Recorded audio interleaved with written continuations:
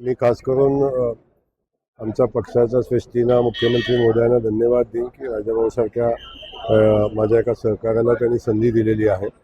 त्यासोबत आणखीन काय माझे सहकारी इच्छुक होते त्यांनाही भविष्यामध्ये पार्टी म्हणून आम्ही योग्य ठिकाणी संधी आम्ही देऊ आणि या ठिकाणी सगळ्यांना सोबत घेऊन महायुतीचे उमेदवार म्हणून आदरणीय राजाभाऊंचं निवड झालेली आहे आणि महायुती म्हणून आम्ही निवडणूक खूप मोठ्या फरकाने आम्ही जिंकू। महाविकास आघाडीनं देखील उमेदवार घेऊन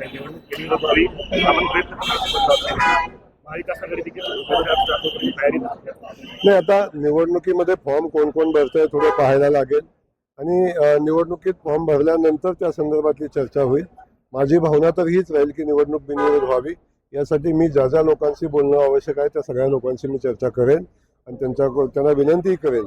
शेवटी लोकशाहीने त्यांना अधिकार दिलेला आहे, ते निवडणूक लढवण्याचा ते लढवू शकतात। म्हणजे शेवटी लोकशाहीमध्ये हेल्दी रिलेशन असणं महत्त्वाचं आहे आणि आता निवडणुकीमध्ये लढून काय फार साध्य होणार आहे अशातली परिस्थिती नसताना एक सोलापूर जिल्ह्यानं नवा आदर्श घालून द्यावा अशा पद्धतीची माझी भूमिका आहे। म्हणून मी सगळ्या विरोधकांशी बोलेन, सगळ्या सहकाऱ्यांशी बोलेन आणि प्रयत्न करेन।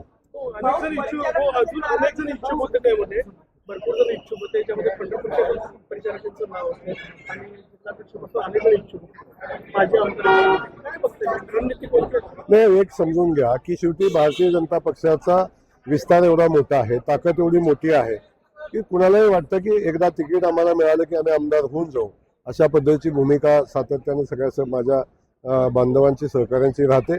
शेवटी एकच उमेदवार होता, पक्षानं निर्णय घेतला तर आम्ही सगळे मिळून आता आम्ही त्या उमेदवाराला निवडून आणण्यासाठी प्रयत्न करू आणि जे जे इच्छुक आहेत ते आमची महत्त्वाचीच लोक आहेत, त्यांना योग्य ठिकाणी पक्ष पार्टी म्हणून आम्ही संधी देऊ। काही दिवस अगोदर उदय सामंत सोलापूरला आले होते आणि त्यावेळेस त्यांनी म्हणलेलं की आमच्या कार्यकर्त्यांना दम द्यायचा ना, आमच्याकडे पण 112 जण आहेत, काय नेमकी भानगड काय आता सेनासोबत आपल्या? आता भानगड काय ते तुम्हाला माहिती असेल, परंतु कुठलीही भानगड नाही। आम्ही सगळेजण एकत्र आहोत, महायुती म्हणून जागांचं वाटप झालेलं आहे।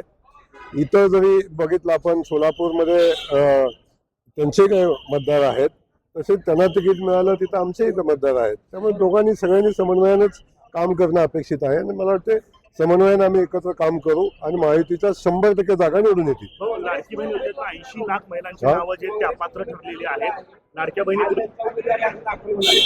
काँग्रेसने उमेदवारी अर्ज दिलेला आहे। मला एखादा फोन आला होता की सूचकाला 2 नावं कमी पडतायत मिळतील का, मी सांगितलं करून टाका, काय अडचण नाही।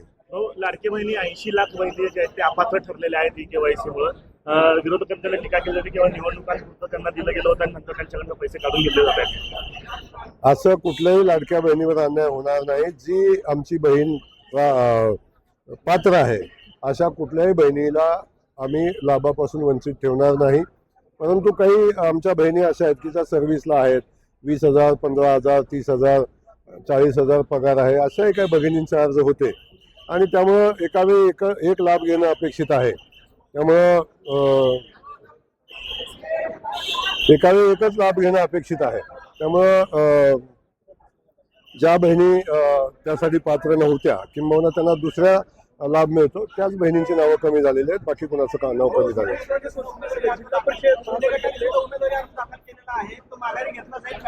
अरे बाबा, आम्ही एकत्र आहे, शिंदे गट नाही, शिंदे शिवसेना, आम्ही सगळेजण एकत्र आहोत आणि आम्ही सगळे मिळून निवडणूक लढणार आहोत।